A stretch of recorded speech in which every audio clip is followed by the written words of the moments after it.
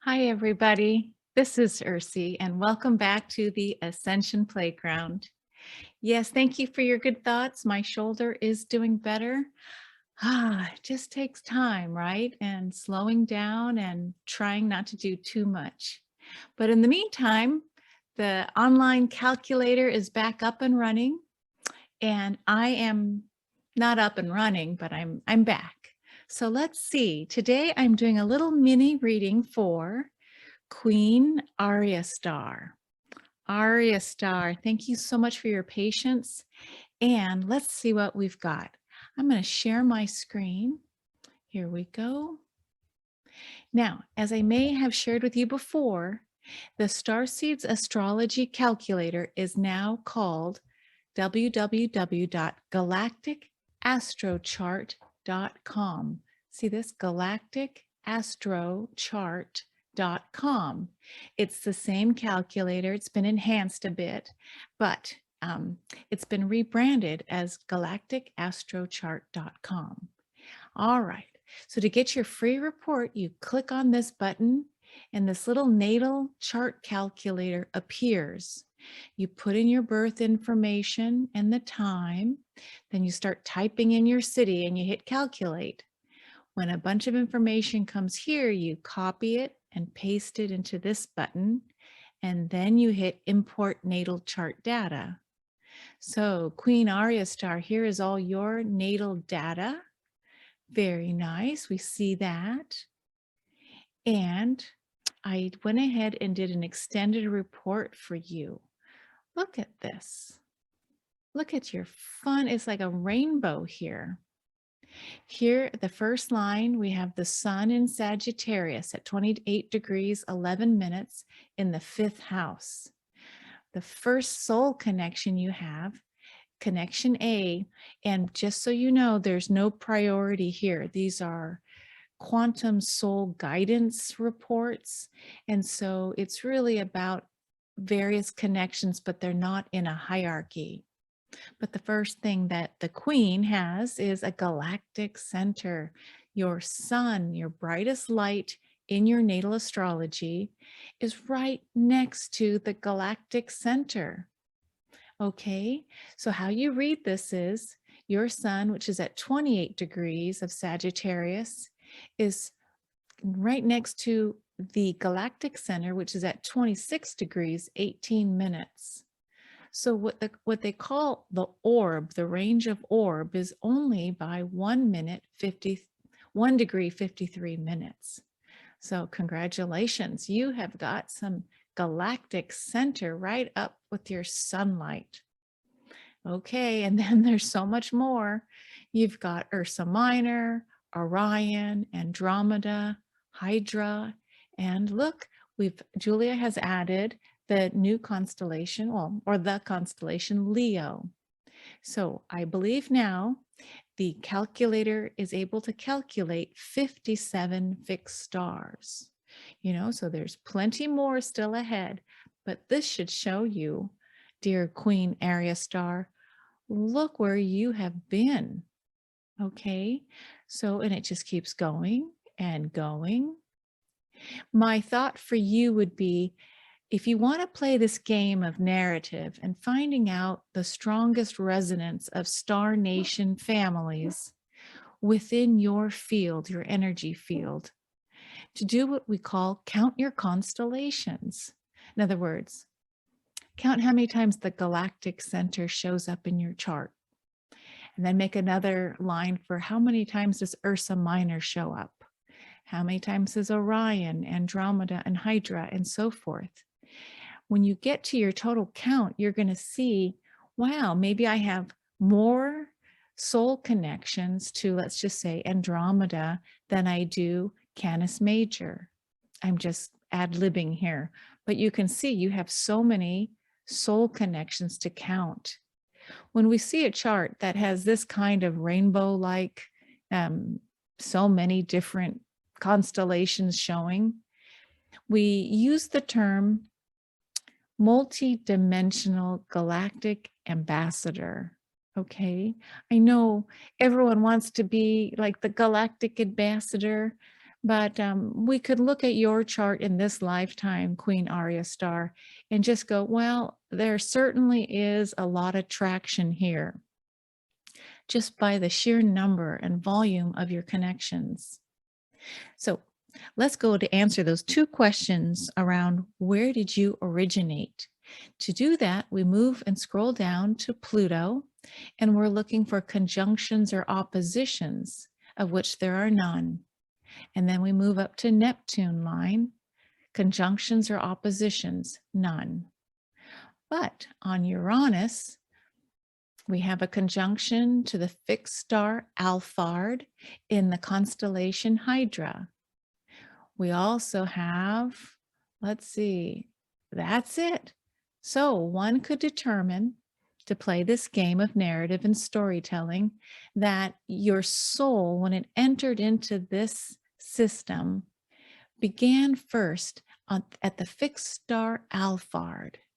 Look at the range of orb. It's 1 degree, 0.05 minutes. And your Uranus is in Leo, 25 degrees, 38 minutes in your first house. So your identity, how you show yourself to others, who you are. All right. Well, the little I remember from Alphard, it's here, let me stop sharing for a moment. Alphard is the fixed star that represents the heart of the constellation of the water snake or the water dragon, snake and dragon. But Hydra it takes up like three signs in the zodiac. It's huge.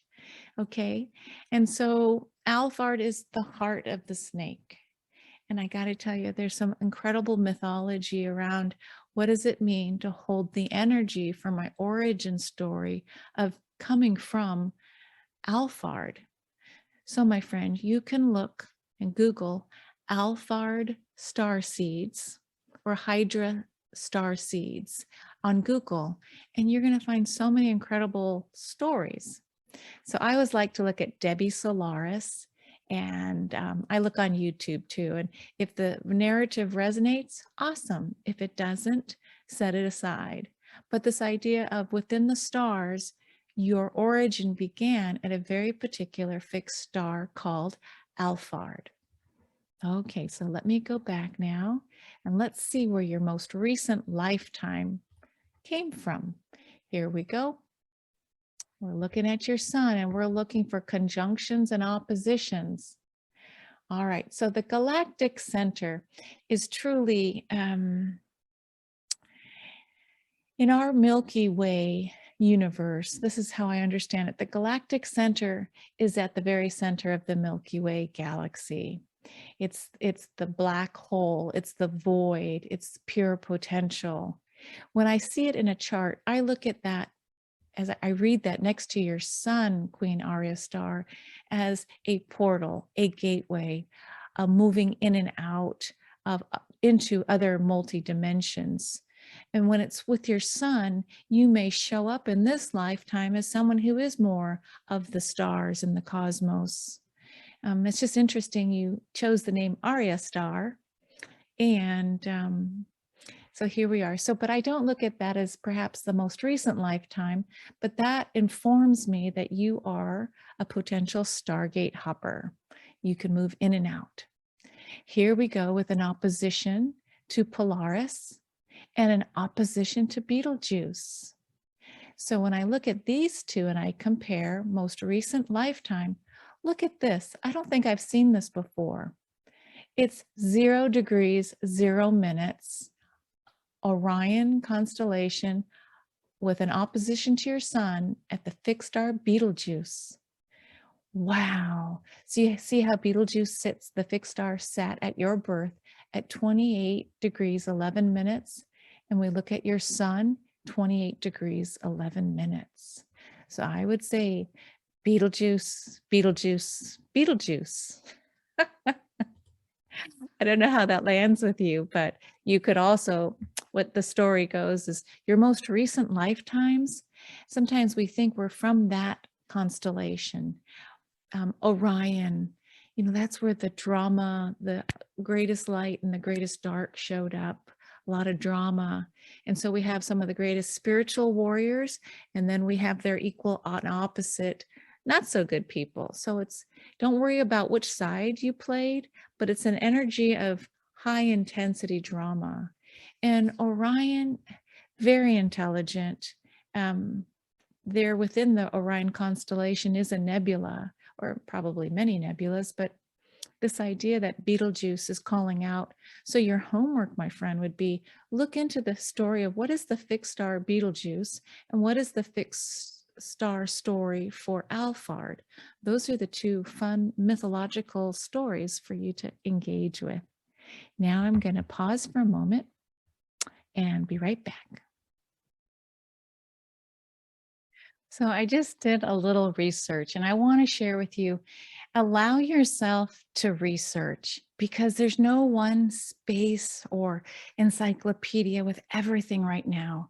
I mean, look at this image behind me and think about the James Webb telescope going up this week. It's phenomenal. There's so much activity out in the cosmos. But when we want to look at, your particular background, I did take a peek and I wanted to share something with you that came up with me. So I did a Betelgeuse starseed search, and this is what I got. There's a site called Indigo Angel. And I'm just going to read out loud what she says. Betelgeuse is on the right side of the constellation Orion. So one might be right-handed. The right hand draws the sword, so to speak. So in her view, the way she sees this is so you may then wear more scars on the right side of your body. I know some people have actually like markings or moles or freckles, and they can actually make a constellation. So that's interesting. Here's what she says. Orions are also extravagant in their affection for their home origin, honoring it with tattoos on their body and changing their name to Orion. So I don't know, this seems very light and bright, but look at this. She gives card readings and she calls this one, you're done with mental disturbances and cutting your losses. So do you see how there's already this kind of chatter in YouTube land or on Google to find out more about star seeds? Let me stop that share. I think this is like the first time in history where we're basically pulling information and data and creating narrative from not one or two or even 10 sources or colleges. This is a new narrative that's global, and people are adding and trusting that they're gonna, I don't know, create or channel that which feels right for them. And so empowering yourself, dear Queen AriaStar, to again, pick up what feels right for you and leave the rest. But let's get back to some astrology because I did pull up your Western astrological wheel. So let's go take a peek. Okay, so here we are. Here is your natal wheel. This is from Astrodienst or astro.com. First thing that I'm called to is looking at the little table here. Look at this amazing fire that you have. Fire, fire, fire, fire. Air, you've got some good fixed air. Earth is strong, and you have a good balance of water. So when I look at this little table here, I know that things are good. You've got a well-balanced natal chart. Okay, now you, I know, are probably at an intermediate or advanced level of astrology. So please forgive me if some of the things I'm going to say you already know, but anyone else listening may not know. So I'm going to go through my little usual mini reading. When I look at your ascendant, here it is, 23 degrees of Leo. And what's in Leo is ruled by the sun. So your sun is going to play a key role, more than just a normal key role, but an extra dosage. And it's showing up in the 5th house of Leo. So it tells me you have a super potent sun in this lifetime. ascendant in Leo. But look who's joining you right at your ascendant. Here's Uranus. Remember we talked about Alphard? So I looked up Alphard, 26 degrees here. You know, it's just remarkable. And here's your Uranus. This is saying in this particular chart, 25 degrees, 38 minutes. So you round it to basically that is conjunct. Alphard is sitting right with your Uranus. So what you look at though is it's directly opposing your wound, Chiron. Your wounded healer is in relationships, the one-on-one relationships of marriage or significant others in your life. Okay, so with every, beautiful point, we've come in here to grow and expand. So it tells me, okay, right at the top of your chart, the ascendant, people may see you as very creative, lion-like, hear me roar, or not. It depends on how it's aspected. So you could either be very lion-like or very mousy. So here we go. But I see this trine to your sun. Okay. And you see how most of your planets are below the horizon?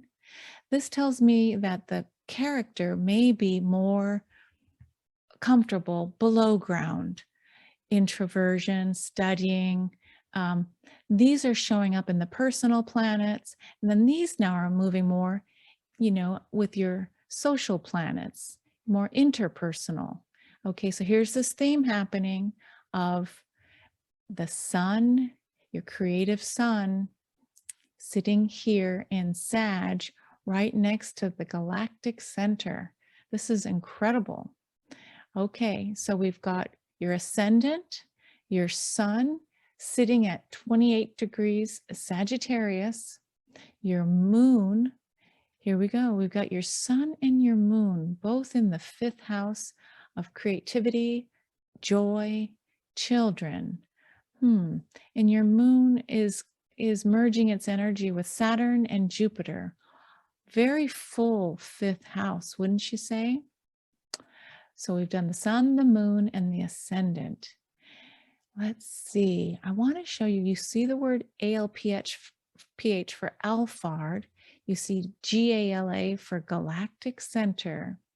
What I want to show you right across from your sun, I mean, literally right across from your sun, here's your Betelgeuse. Okay, and over here you can read Betelgeuse 28 degrees Gemini. All right, and your sun 28 degrees Sagittarius. And then you also have Polaris. So see how Betelgeuse was first, the closest in range, and then the North Star, Polaris, sitting right here together, but they're opposite your sun.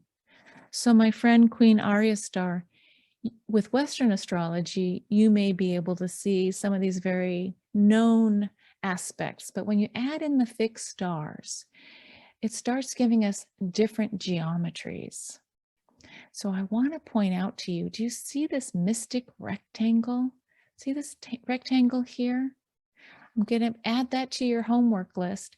What is a mystic rectangle between your Chiron, your sun that is conjunct the galactic center?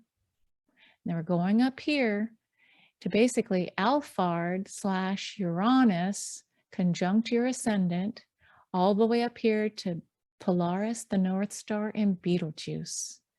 That's a very interesting connection, again, that you may not have ever seen because you may not have seen these particular fixed stars added to your Western astrology. Okay. Well, I know that was short and sweet, but let me just tell you, when you add the stars back into astrology and you start really listening to Pam Gregory's friend, Rory Duff, talking about this idea of science and spirituality and how the frequency and resonant energies of a natal soul being held in frequency and geometry, those two things, that just tells me, natal chart right here at the heart, high heart chakra. This is how we move in a geometric pattern when we're non-physical, or when we chose to embody in this particular incarnation. I know that's a little bit esoteric, but I think you'll understand what I'm talking about. There's more than we can imagine, especially when we look at the cosmos. Okay, everybody. Thank you, thank you, thank you. I'm coming back slowly, step by step, no rushing, but so happy to share my passion for Julia Balaz and her incredible Quantum Soul Guidance Program. As you know, I'm studying to be a practitioner, and these free mini readings have really helped me practice. So I'm wrapping them up. And if you're interested in looking at Julia's classes, check out my description below. And there's an affiliate link in case you're interested at all in taking even just her Galactic Astrology 101 class that goes deeper and teaches you how to read her charts. All right. Thanks for listening, and see you next time on the Ascension Playground. Bye, everybody.